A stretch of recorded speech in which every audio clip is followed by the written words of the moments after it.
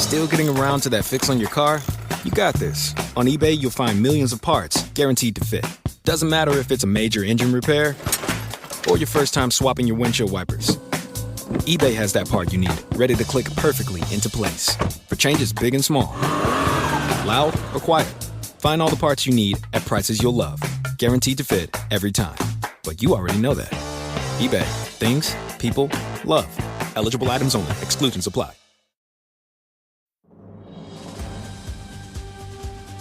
This episode is brought to you by Progressive Insurance. Fiscally responsible, financial geniuses, monetary magicians.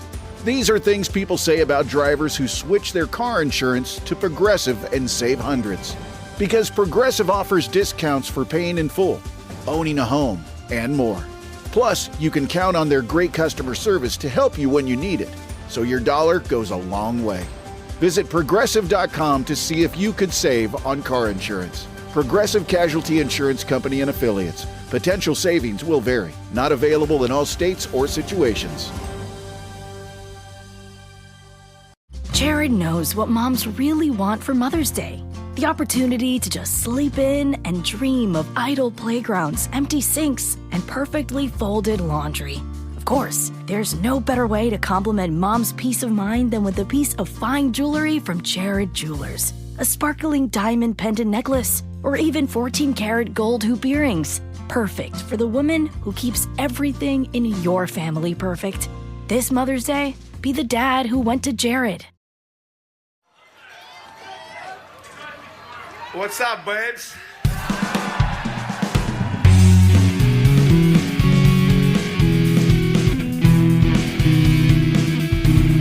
And as the puck drops, the words that DC fans have been waiting to hear since 1974, the Washington Capitals are the 2018 Stanley Cup champions. It's not a dream. It's not a desert mirage. It's Lord Stanley, and he is coming to Washington.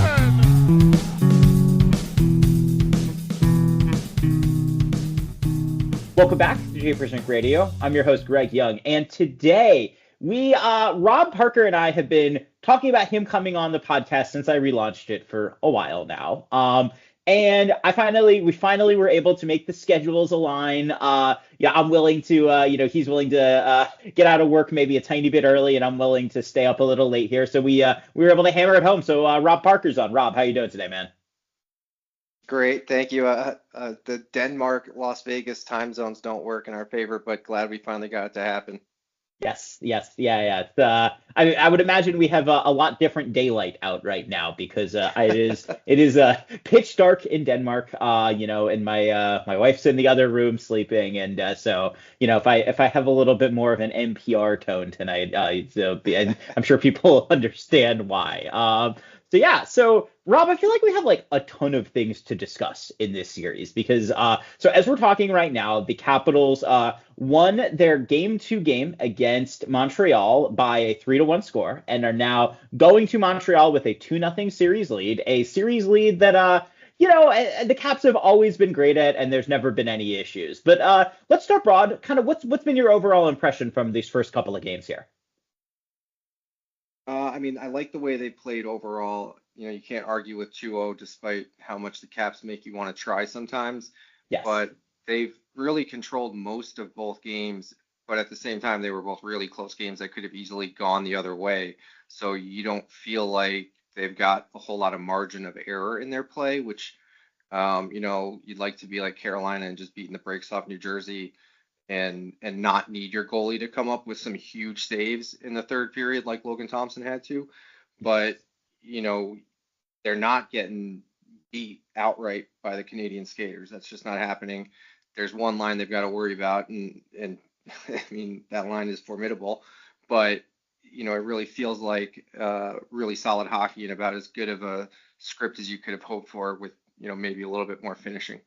Yeah. So, I guess I would break this down into like two kind of ways right now, just kind of holistically looking at these two games, which is, obviously the Caps play really well. I think in both periods 1 and 2 in both the games, I think it was slightly different, right? I think you would say the Caps' first and second period in game one was universally really, really good, and Montembeault just made some really good saves, and that happens. I think game two, first period, you'd say was a little more even. The Caps really dominated the second, and then the third was a little bit more of like a gradual decline, whereas the first, I think we've talked about this on site a bit. If you look at it, it really is like 2 or 3 shifts from hell from mostly the Suzuki line that really kind of really made it kind of the game tight and eventually brought it to overtime for them. So I don't know, kind of like tease out the differences or similarities as you see it between kind of games 1 and 2.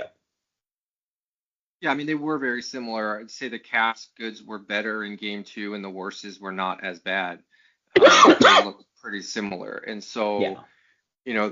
The Canadians actually got to a pretty good start in game 2, like 3 shifts in the game. They were pretty much in the cap zone that whole time. But once the Caps broke it, it sort of changed the whole first period. They get the fortunate bounce to get the first goal, the Canadians, but the Caps just, were all over them. And that second period was like really pretty dominant. And then the third period, you knew the Canadians were going to make a push. They did make a push. It just wasn't nearly as dominant as it was in game 1. So, I mean, the Caps, I think they'll take that.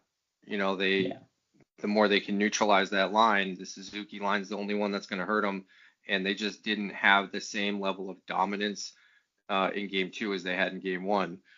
Now, now we're going to Montreal and they're going to have their own choice of matchups to some degree. But I think the Caps will take the way game 2 played out pretty much every time. Yeah, and I mean, I think one of the things that's been interesting, and I think Carberry talked about this a little, and I know you've made this point too, is about the Caps breakouts, right? And that, they, especially when they're really dominant, they're getting the puck out with a decent amount of speed and then kind of being able to cycle play in the neutral zone. Because I think one of the things that everyone had kind of highlighted, us included, was that Montreal, especially outside of Lane Hudson, was going to really struggle to exit their zone in a sustained pressure if the Caps got any kind of even a token forecheck presence. It really disrupts what the Canadians are doing. So I guess kind of my question then is, why do you think, what do you think is the cause of them getting away from it when it's happened for the Caps, right? Like, what's because I mean, obviously they're making adjustments too. The Caps are making counter adjustments. Kind of, what are you seeing about kind of, in game, what's kind of happening here? Well, the end of game 1, and it looked like the beginning of game 2, the Caps like to get the puck to the wide guy on either half wall on their breakout, and then they either, depending on where the pressure is, they have a chip to the inside guy kind of down low, or they look to like pop it right out to neutral zone if that lane is open. But they've got a couple of passes that they love to make off that half wall, and the Canadians were just on it or not even letting them get it to the guy on the half wall on the breakout for most of that third period. They couldn't even get close to the passes that they want. And then they had to do a lot of what the Canadians have been doing, which is just chipping it in the air out to center and just like trying to get a breather, just trying to get it clear. But then the Canadians were just regrouping it and ramming it right down their throat. And that's basically, once the Caps broke those first 3 shifts in game 2, someone, I forget who it was, got the puck deep, got it out. And then once everyone had to change. And once that change started, the next line got the forecheck going. And once the Caps started doing that, the Canadians started flipping it out to center, and the Caps were just regrouping and coming right back at him. And once that cycle started, the Canadians were having a real hard time breaking it. So I don't know what adjustments Carberry made as far as how did he get back to those passing angles the way they wanted to, or did they move guys a little bit? Some of it's just execution, and the Canadians can't sustain that first game, third period forever.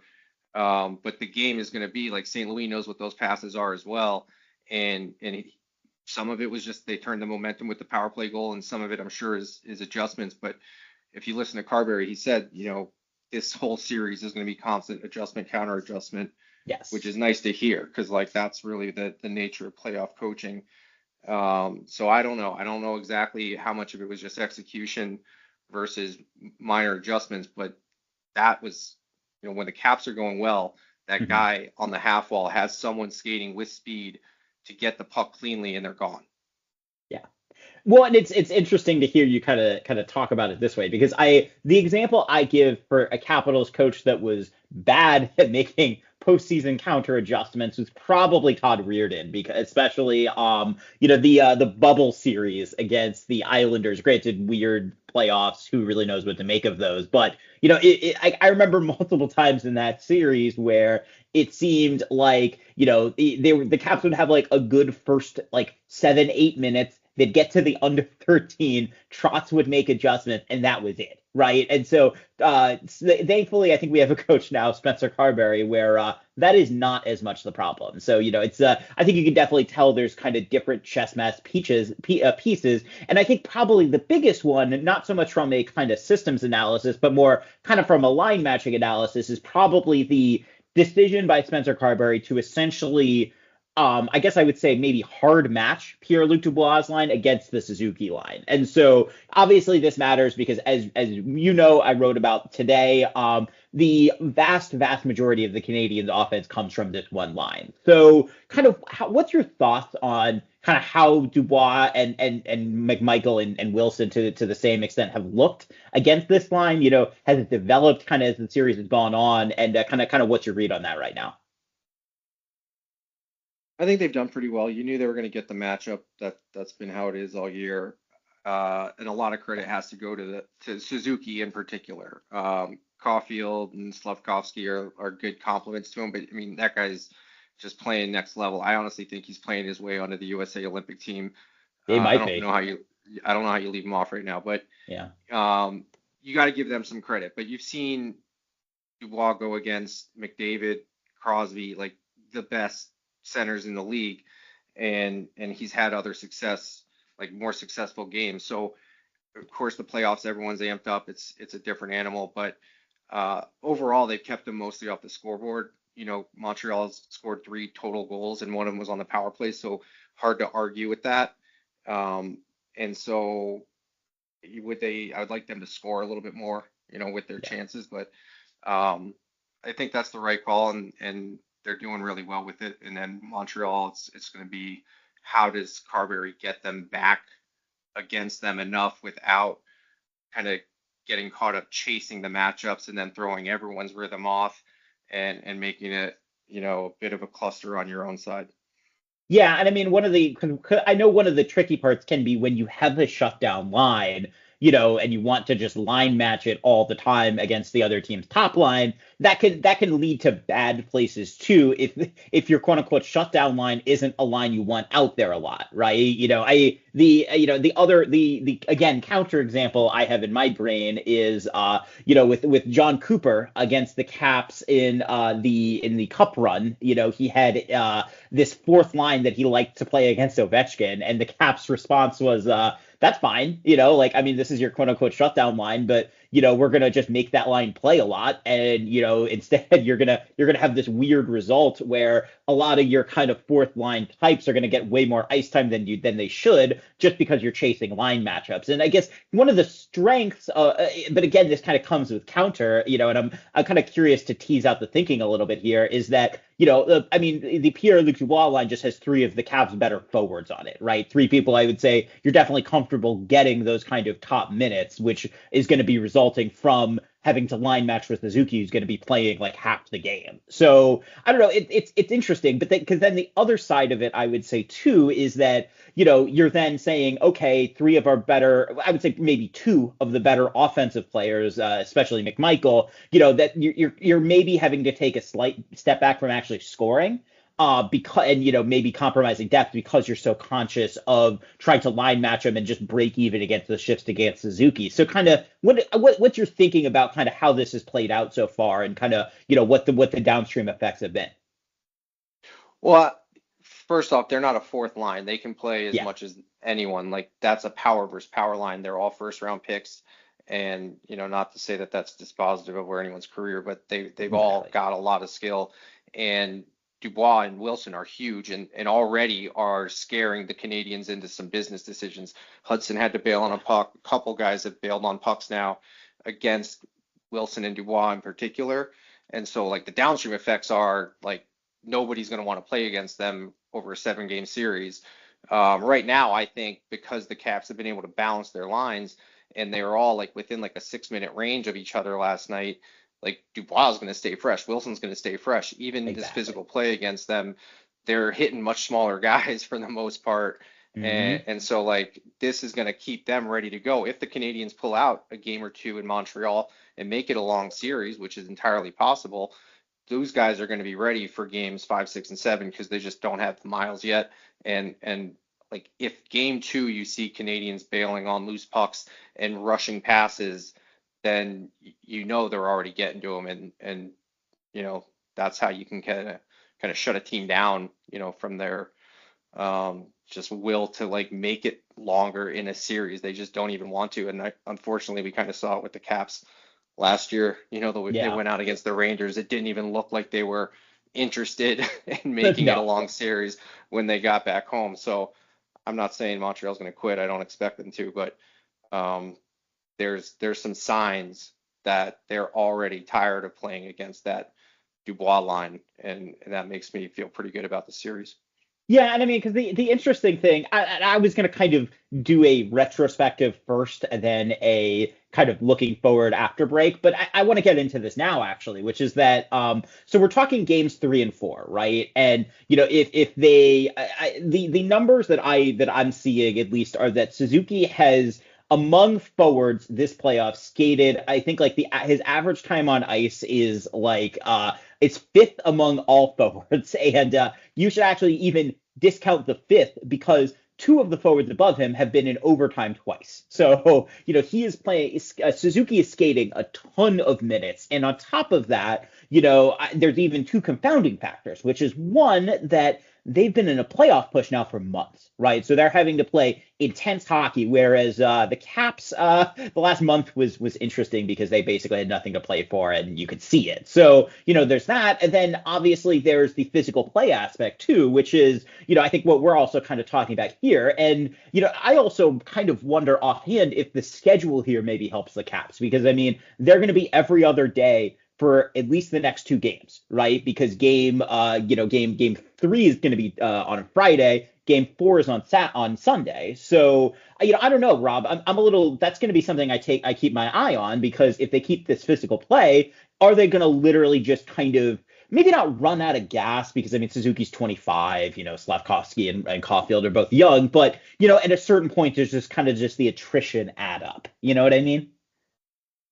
Yeah, I mean that's the game plan, right? That's why you play teams that way once you get to the playoffs. You saw in game 1 in particular, I thought multiple caps. Ovechkin did it a couple times, including that hit on Caulfield that's everyone's seen. Like they passed up chances to go get the puck to make sure they laid the body. Now, what I like was that Ovechkin, that hit was in the offensive zone. A lot of them were in positions where if somehow, the Yeah. Canadian makes a play to get to another guy, they're not, completely exposed defensively. They were pretty smart parts of the ice, but you could tell like that's why you Yeah. do that, and that's been hockey lore for, way since before I was born, right? And at some point, it's true. Like that physical toll catches up to you, and they're young, yeah, but not everyone on that team is young. Some of the defensemen are a little bit older, and those guys, because of how they're sharing their defensive minutes, the older guys are taking a ton of them. Other than Hudson, you got Matheson and you've got Savard, and Savard's like Like a on million literally years. his Yeah. last legs. Yes. So those guys too are going to get sick of that forecheck. Yes, absolutely, absolutely. All right, so I think that we're kind of circling some of the similar points here. So I want to kind of go to a little bit of a different topic here, which is so obviously Martin Feravari is out for the playoffs with I think it was a torn meniscus or something in his knee, which sucks. And I think it seems like kind of the obvious thing, and the thing that they have done is just put Alexiev in the lineup, and essentially it was interesting because I think in game 1, and if I'm not mistaken, also in game 2, his ice time was essentially comparable with the other with the other 5 defensemen when you look at 5v5. So I'm a little curious, kind of how do you think he's looked, and kind of how do you think the D pairs are shaping up right now? Well, he's definitely not a replacement for Faravari, but he's looked way better than I thought he would. I mean, honestly, he's looked so good that I wonder why McElrath got any games at all, except for Yes. maybe 1 or 2 games where you knew that there was going to be some fighting, and you didn't want Tom Wilson to be fighting like Columbus that second game. You knew that there was going to be fights, and it's like Tom Wilson doesn't need to be taking those fights anymore. So if it's not a game like that, it should have been Big Al. But that aside, I thought he's been pretty well. He's had a little jumpy moments, which considering how little he's played and now it's the playoffs, you can expect. I think Carberry needs to be careful in some of the situations, and you can tell he has. But he's done pretty well. Now, his lack of speed, I think, has been exposed a couple times. But that's a problem for Carolina, I guess. Like right now, I think he can handle the Canadians' depth lines as long as he doesn't get stuck out against Suzuki. They should be all right. I imagine Marty St. Louis is going to make that happen in Montreal, but he's looked really credible. I don't think it's like he's not a guy that he's had to been limited to get 10 minutes of ice or something like that, which makes the rest of their defensive scheme work. And frankly, like the part of the defense I've got a problem with is not where he is. It's the top end. Yeah. So, and I kind of want to ask the balancing question here a little bit too, because so right now Alexeyev is playing with Trevor and Riemsdyk, which has worked enough. Obviously neither one of them is going to be the world's greatest skater. Although I guess TVR is maybe a little better at that, I think, than he's given credit for, but not exactly going to be like skating up the ice a lot. It's going to be a lot of kind of pucks out to the forwards with those two, but. I think the other thing that's been interesting is, so, you have Sandin and Roy and Chychrun and Carlson as the pairs. And I got to say, I haven't loved that so far. I think that the part of the problem I have with it is that, with Carlson and Chychrun, that's obviously two offensive-oriented players. The gap control there might not be quite as good, although Carlson, obviously, as he's gotten older and more mature, is much, much better at that than he used to be. So, I don't kind of, how do you square the D pairs? Because, I know that JP and I have kind of speculated, and he wrote about this too, that it might make sense to kind of play them around a little bit, but I guess as long as they're winning, maybe you're reluctant to do that. I don't know, kind of what's your thinking about how this could ultimately shake out? Yeah, I don't love the way Carlson and Chychrun have looked together, but there aren't really great options to break them up. You want to use Matt Roy as your shutdown. He's been in that role defensively all year, and you can't put Chychrun with him because then it's not a shutdown pair. He's going to play offensively, and he's got those limitations. Sandin, because he's small and plays like a water bug, does not get respected for his defensive ability, but he can play that defensive possession game, especially when the other line is Caulfield and Suzuki. So that kind of makes sense as the only who's the line to stop the other line. That is his best option. Right? And if you try to do you really want to put Big Al up with Carlson just yet? I'm not there. I don't think so.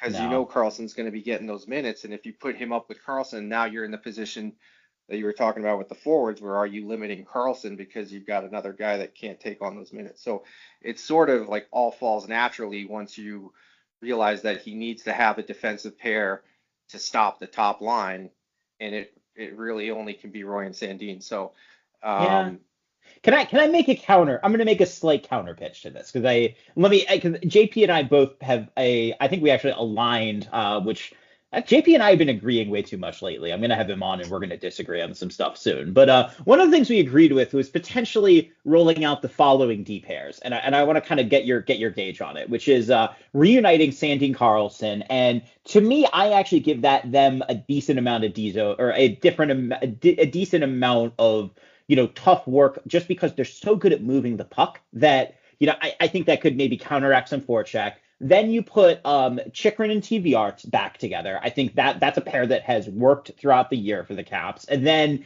you this is the tricky part, because then you're putting Alexeyev with Roy, which is a little bit of a weird pairing because, then you're literally just putting Alexeyev and replacing him with Faravari, even though they are different players in a lot of ways. But kind of what do you see as maybe the pros and cons of the JP Greg defensive proposal here? The pros are you don't have Carlson and Chychrun together, and the cons are you don't have really Carlson and Sandin could, I guess, play that shutdown defensive pair if you want, but you're not taking full advantage of John Carlson's skills, and you're not taking full advantage of Matt Roy's skills. That's If true. you're taking full advantage of Matt Roy, you're putting him against the tough pairs because you know his offense is limited. But he's, other than game one, I didn't think he was great, but game two, I think he pulled it back together. Yeah. He's the guy who's been able to, skates pretty well, is tough around all the areas you need him to be tough, can pass well enough to get out of the zone. Like, that's why he gets all the hard minutes. And then you Sure. give Carlson minutes where he can take advantage offensively. So Mhm. yeah, I think Carlson and Sandin could do it, but it's a question of what are you maximizing the output from all the guys that you have? And obviously Big Al's not ready to take Farabary's spot. That's No, the no, reality. he's not. So Not yet. if you think he's ready to skate top 4 minutes, which is what you're saying if you're going to put him with Roy, ignoring the matchups. If you think he can skate top 4 minutes, I would put him with Carlson and try to give them easy minutes and like murder teams with them as like the quote unquote third pair where it's all balanced and then Carlson gets offensive time on the power play. So then you keep Sandy and Roy together. Then would be the idea with that, Yeah, and and just then and Chikrin and yeah, TBR sure. take kind of middle pairing, and I think they can be pretty reliable in that.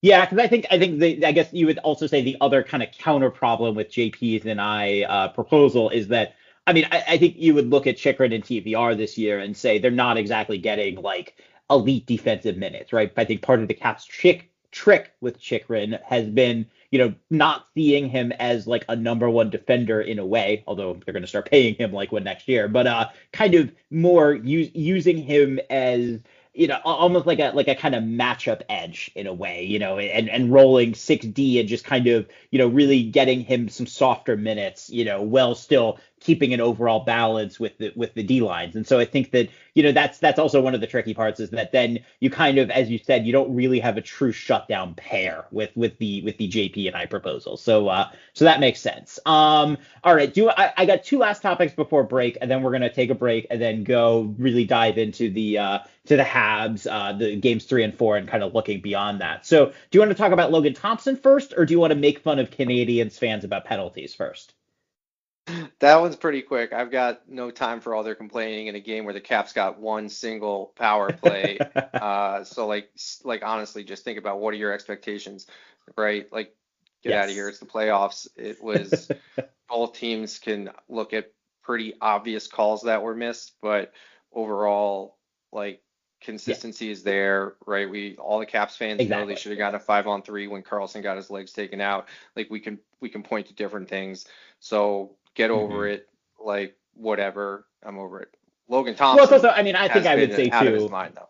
Yeah, it Oh, go is. ahead. And also look, the as you said, the officials have been consistent, right? That's what we asked, right? And I think that the Caps came in with the game plan of, look, being really physical with that being, right up to the edge and going after whistles and yada yada. And like it's the playoffs. Like of course like the officiating is going to be roughly what you think it is. And if you're going to complain, that's fine, but you have to eventually adjust. And it just seems like the desire to complain without realizing, okay, like this is the standard and we need to kind of deal with it is frustrating. And it's also frustrating because if you actually look at the Canadians roster, it's not that much smaller than the Capitals. It's just that I think in kind of a little bit of maybe not ironic, but just kind of funny fashion, a lot of the Canadian better players are the smaller ones, right? And so, whereas the Caps, I think, maybe are a little bit more set up for a playoff kind of atmosphere with this because a lot of their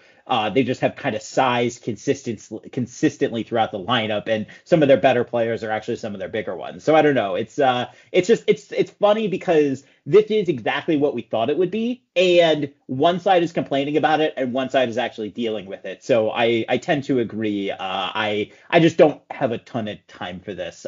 So let's talk about Logan Thompson. It would be silly for us to ignore LT, especially after game 2, where he really was the reason why it didn't go to overtime. I think, the Caps did not play particularly well in the third period. And so, I think I don't know. Just LT, how do you think he's looked? I think I think people were nervous about going into game 1, not having played for 2.5, 3 weeks or whatever. But I don't know. I feel like the rest did him some good, no?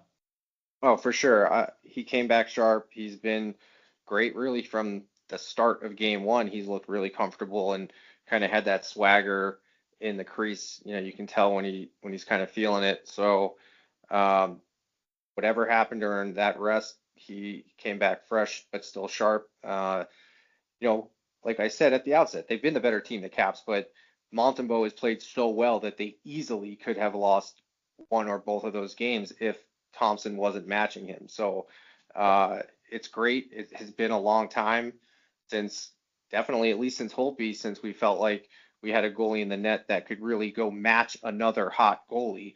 We have, anytime we run into hot goalies, it feels like we don't have someone who can kind of go save for save with him. And honestly, Thompson was better than you had any right to ask him to be.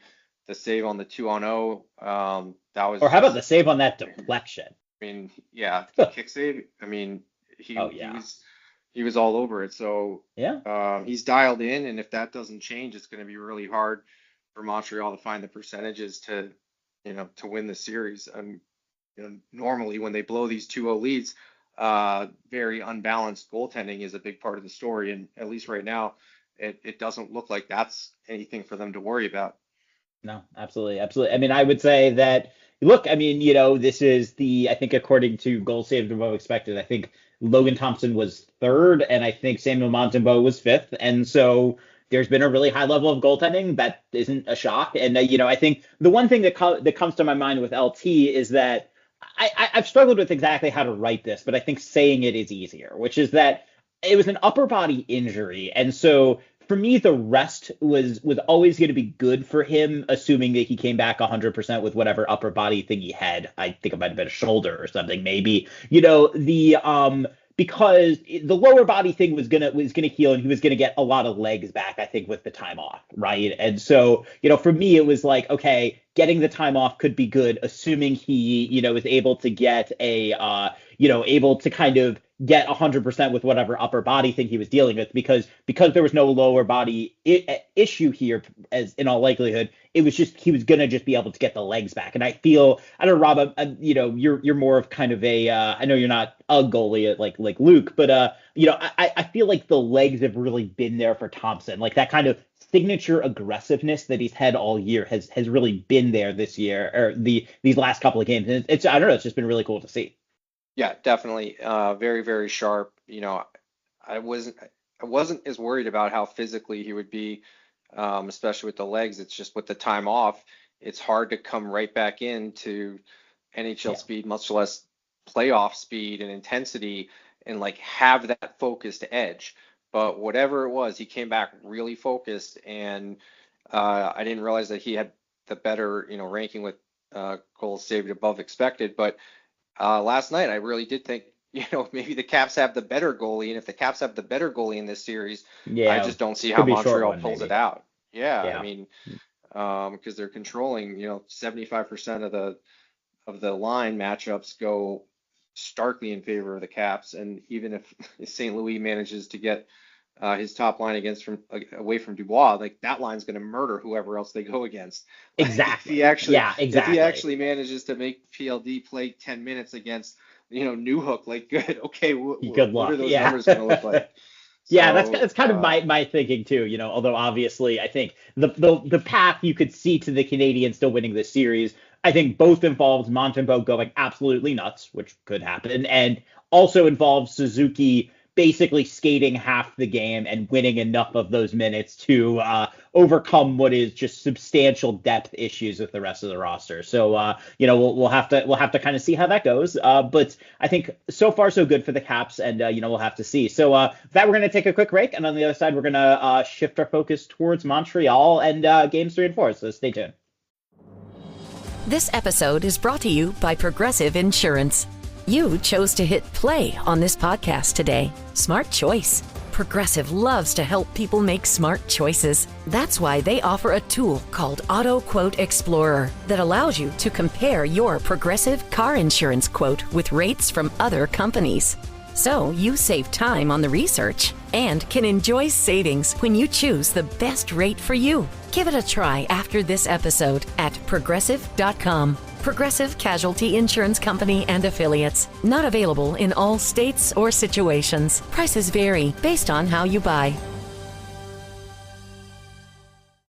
Businesses come in all shapes and sizes. Maybe you're a small business expanding into a new space, a mid-sized company planning for the future, or a large operation investing in the latest equipment. Whatever your needs, Atlantic Union Bank is here, providing easy access to knowledgeable bankers with local market insights and the right digital tools to keep your business moving forward. Because you deserve a relationship manager who cares. Call, visit us online, or stop by a branch today. Atlantic Union Bank. Any way you bank.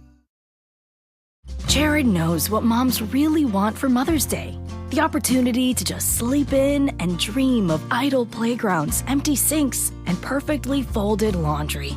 Of course, there's no better way to compliment mom's peace of mind than with a piece of fine jewelry from Jared Jewelers. A sparkling diamond pendant necklace, or even 14-karat gold hoop earrings. Perfect for the woman who keeps everything in your family perfect. This Mother's Day, be the dad who went to Jared.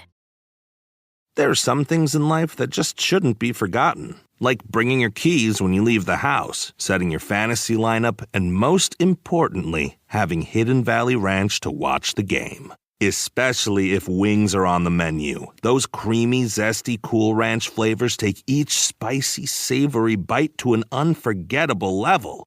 Hidden Valley Ranch, only serious about flavor.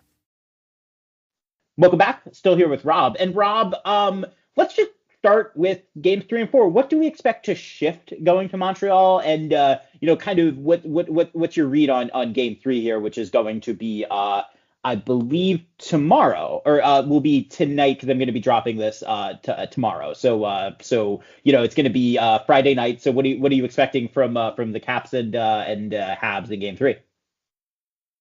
I think the Caps are going to go about it pretty much the same that they have, but Montreal, they're going to be more desperate. That building is electric, so like they're going to have some juice from the home crowd, and St. Louis is going to have his opportunity to get more favorable matchups. So I think it will be a tougher battle. But that said, 3 of the Montreal lines are not really up for the matchups that they're going to face, no matter what the combinations are. So the Caps are still going to roll their lines and try not to get murdered by the Suzuki line. And that's basically what it's going to come down to. It's a long game. The Caps aren't going to quit, and we haven't really seen what it looks like for very long because the Caps answered Montreal so quickly in game 2. But if they do manage to get a lead and try to ride it out, at home, then I don't think the third period is going to look like the Caps getting into a shell and trying to hold on for dear life. And I don't know how the Canadians are going to survive if the Caps go into that kind of mode, like desperation late in the game to try to get the goal. So I just think the Caps are still deeper, and their game plan is going to be pretty similar. And even if St. Louis gets those matchups, it's a little bit of careful what you wish for. But that said, the games in DC were so close that small margin of error, and the Canadians could have won. So I absolutely won't be surprised to see them win one or both of their games at home. For sure. I mean, I think usually with games 3, I always kind of have in my head, you got to, if you're the road team, especially with, being a game 3, the home team is, playing their first home game, you got to kind of survive the first 10 minutes. Sometimes I would say, my rule of thumb is always, if you can get to the under 13 or the under 14 and the under 10 tied, you call that a victory, right? Because there's no way they could skate with that intensity all night. And so, you kind of just have to survive. And, the one thing I will say with the Caps, maybe not so much this roster, but they've had a lot of game 3s where they've had 2-0 series leads. Obviously Ovechkin and Karlsson have some experience with that, and so I think you kind of got to ride this out, and hopefully you get the bounces, and you're able to kind of weather the first 10 minutes, because it's going to come. I think we both expect Montreal to have much more of a pushback, but we'll have to see. I think one of the questions, though, I have, Rob, too, is so I listened to Carberry today at his presser, and I think he kind of hinted at that he expected St. Louis to try to move the Suzuki line away from PLD as much as he could. So I don't know, do you expect that too? And kind of, I know we've kind of hinted at this a little earlier, but kind of what do you think the impacts of that could be kind of on the rest of the game? Well, I definitely think it's going to happen. I know St. Louis has tried to pretend that he's not all that concerned about that matchup, and whatnot. But Yeah. PLD's been great in that role all year, and St. Louis knows he needs to get that line freed up, so he's definitely going to try to find ways to do it. Carberry knows it, and I think he's sort of made peace with, other lines are going to have to step up in that matchup. So I guess what it means for the game is if the Caps can kind of survive those minutes and not let those guys pump goals. If they score like one goal against another line, I think that they can survive. But if they're scoring like one goal a period against the other lines, that's then a problem. Yeah. they're going to take over the game, and there's going to need to be a lot of luck the other way, the way Montembeault is playing. Now, if the Caps can manage to make that line only like a +1 or maybe a +2, then I think the rest of the matchups still fall that way, and they just need to make sure that they take advantage of those minutes and they continue to grind down the Canadiens and play the same game that they played. The last half of the third periods were both different from the first 50 minutes because the Canadiens went into that desperation mode. Yes. And you can't play 60 minutes like that. But the 50 minutes of relatively, I'll call it normal hockey, the Caps were completely in control. So yeah, I agree with you. There's going to be a push at the start, and just like everyone knows about score effects, I think there's playoff deficit effects, and the further you get into a hole, the more desperate you get. So like there's going to be a push. It's probably not going to look as clean as the first 50 minutes of both those games did in DC. But the reason they look like that is because of the overwhelming, depth advantage that the Caps have. So unless the Suzuki line can absolutely go off with their more favorable matchups, I think that it's going to get repaid the other way by the Dubois line in particular destroying someone. Yes. Yeah, because I mean that's the thing we were talking about earlier, right? It's that's three of the Caps' better players too, and it's not like the Canadiens have a ton of depth. So I think if the I don't know if like the Eller line or the Dowd line is able to kind of hang on against Suzuki and just not get crushed, you could see PLD just absolutely crushing some minutes against Newhook, or I don't know, like if they can somehow get him out against Evans or something, that could be a real disaster for them. So we'll just have to see. I think one of the other kind of big things that we have not talked about yet is Alexi Protas. Not only we've seen the videos of him skating. I actually saw another video of him doing a lot of stopping and starting and edge work. So as of recording right now, we're not totally sure if he's going to be practicing with the team tomorrow, but we'll have to see. So let's say that I think it's still well, let me split this question in two. Rob, when do you expect Protas back, and when he does come back, kind of where do you expect him to slot in? I don't think they're going to rush it. I'm not a doctor, and I've never seen him or what his injury is. So we're both lawyers. We're both as far away from doctors as you can get. Right, which means we're able to pretend to be credible in any subject. Yes. But there's no reason to rush him. So he's not skating with the team yet. So I really don't think he's going to be close until he's taken real practices. They're not in a situation where they need to just throw him into the lineup as soon as possible. So the first time that I feel like he's even close is when he's going to take a practice with the team. But I don't think by then they might be up 3-0, right? Yeah. Or they might be up 2-1 or 3-1, depending on how long it goes. And if they're up 3-1 or 3-0, then I think they just wait it out and try to let the roster as is close out the Canadiens and buy some time. Now, if it gets to game 6 or 7 and he's medically cleared, then maybe they put him in. And presumably, if it gets to a game 6 or 7 and they need to think about him going in there, it's probably because the offensive side is getting or is underperforming, right? They're not going to bring him in to check with Dowd and Duhaime, right? No. So I think if they take their time, they may bring him in with those.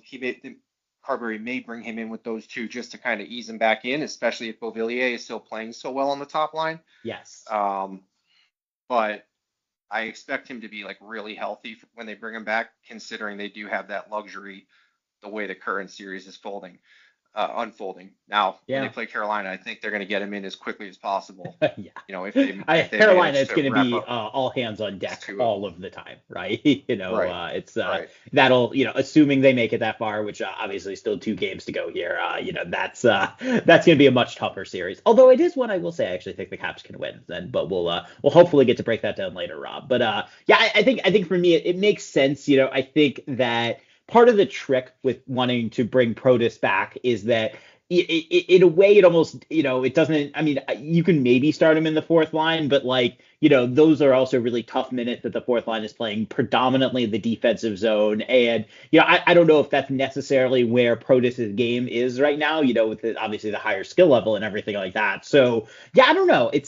I think the trick is that there's 2 reasons I think they've been able to wait with Protus and really take their time with it, which is one, obviously they're up 2-0 in the series, right? So no need to rush him back. And 2, as you mentioned, Beauvillier has just fit perfectly on that top line so far. And so, presumably Beauvillier was in there, I think initially as a placeholder, right, for Protus, but I wouldn't even say that's a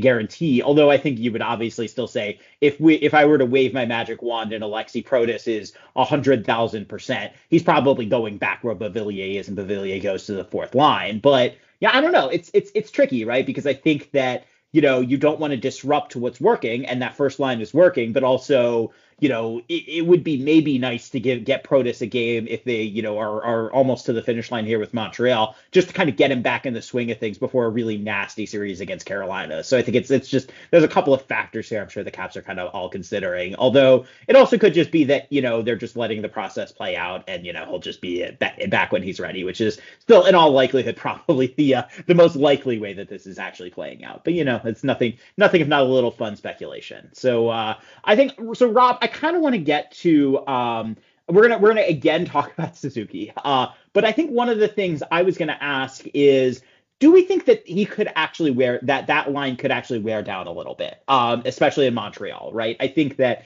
they're asking them, as I said earlier, to just play huge amounts of minutes. So would you expect, or do you think kind of the Caps' hope and plan here is eventually for that line to just kind of wear down a little bit? Yeah, I think they will. Unless they have figured out some key to human physiology that no other team has figured out about shift length, load management, recovery time, any of the things that all these other teams have learned over the years. And there's a reason that forwards don't skate 100-second shifts. Yeah. And I forget, what the numbers were, but Suzuki had multiple shifts over a minute in the first period, a couple of them that were up in the 2-minute range, or over a minute and a half. So those shifts are incredibly hard to recover from once you go all out like that early in a game. And I don't know, part of the reason the third period wasn't as dominant for the Canadians in game 2 was probably because the Caps just played a little bit better. But I do think that all those early long shifts took a toll on their ability to continue to dig deep in that third period, and really, they had possession, they had the Caps under some pressure, but they didn't have those shifts like the shift where they scored the tying goal in game 1, where the Caps were completely scrambling, and they were just getting grade A look after grade A look, right? Perfect. You went exactly where I wanted you to go. Perfect. You got a little bit more energy, so it's speculative, you don't know, but no other team, no other player in a league full of fitness freaks has ever had anyone who could sustain those shift lengths the way that they're doing it. So 100%. Until they show that they can handle that, I'm just going to continue to believe that they're in desperation trying whatever they can try to make work. But that's going to take its toll. And so if they come out in Montreal and they're all juiced by the crowd and they give him a 2-minute shift to start the game, I think it'll ultimately be counterproductive. With the opportunity to line match, I don't think they're going to have to do that. A lot of the reason they were staying out so long was to get some time away from Dubois, which again is a testament to the reality that he's doing a good job in what he's doing. Especially in game 2. They're not going to have to do that anymore. Yeah. So we'll see, but I do think they're going to wear down. I think that's just, the way the human body works. Every single team has learned that over the playoffs. going back to the start of the playoffs. So players have gotten in better shape. There's nutrition and all that, but you still see the shift patterns across everyone, Yeah. right? For sure, for sure. No, absolutely. And I think the other thing I do want to flag, just as a little, little tidbit here is, we talk about rest and so Samuel Montembeault has actually played 61 games in the regular season, and obviously he's now played 63, given the last two games. He's been very, very good so far. But I would be a little curious to see if eventually, he might start taxing too, because obviously they make him work quite a bit. And Logan Thompson, to contrast, has had his leg, was able to get his legs off for 2.5 weeks. So that might just be a little tidbit to kind of keep in mind there. So Rob, I kind of want to conclude.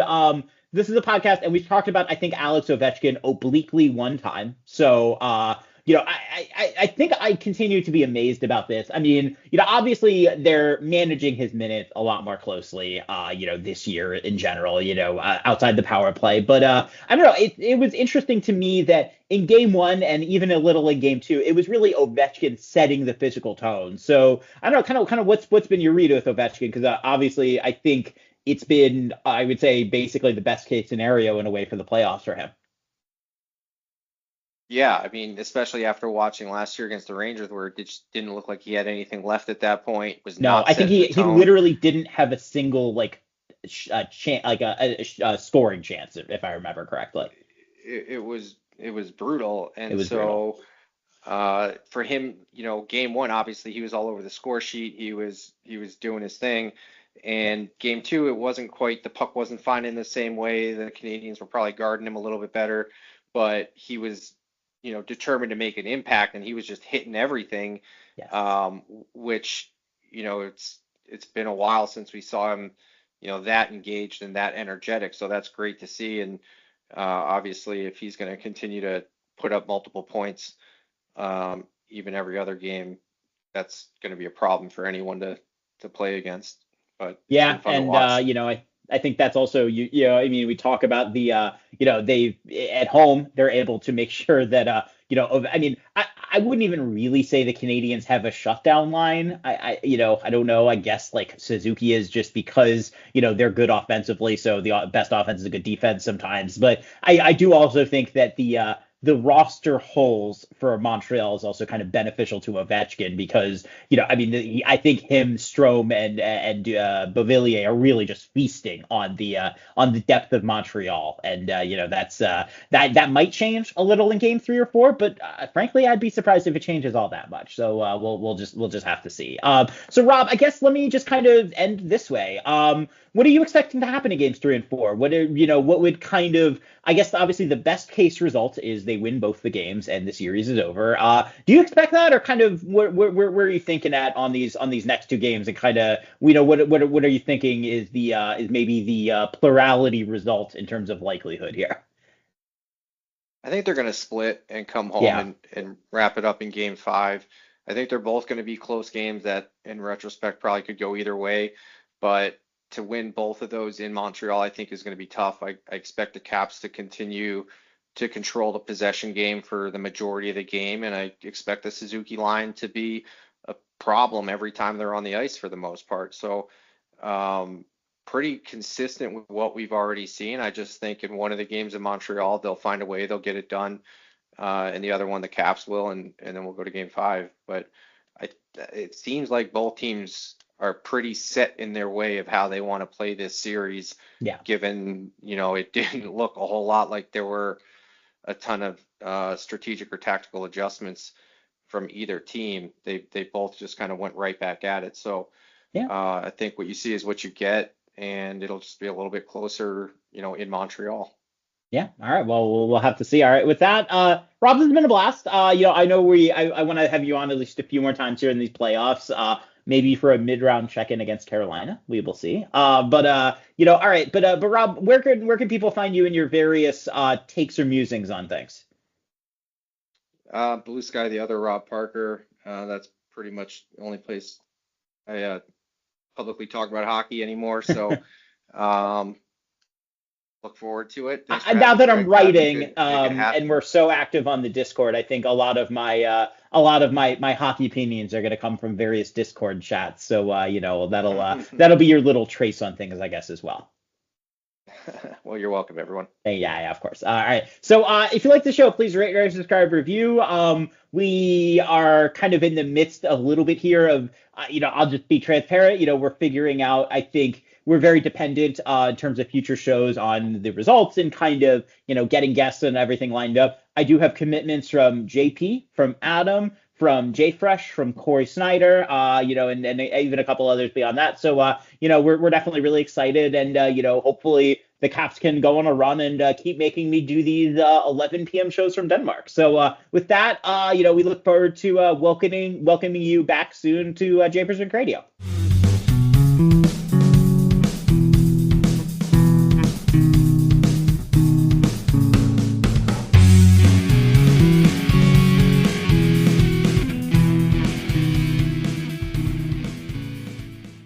There are some things in life that just shouldn't be forgotten, like bringing your keys when you leave the house, setting your fantasy lineup, and most importantly, having Hidden Valley Ranch to watch the game. Especially if you're having pizza. Those creamy, zesty, Cool Ranch flavors take each cheesy, melty bite to an unforgettable level. Hidden Valley Ranch, only serious about flavor. For 25 years, Brightview Senior Living Associates have been committed to creating a vibrant culture and delivering exceptional services, making Brightview a great place to work and live. If you're looking for a rewarding opportunity to serve your local community and grow, we want you to join our team. Brightview Senior Living is growing and actively seeking vibrant associates to join our community teams, including directors, healthcare, activities, hospitality, and dining. Apply today at careers.brightviewseniorliving.com. Equal employment opportunities. Text BV Jobs to 97211 to apply.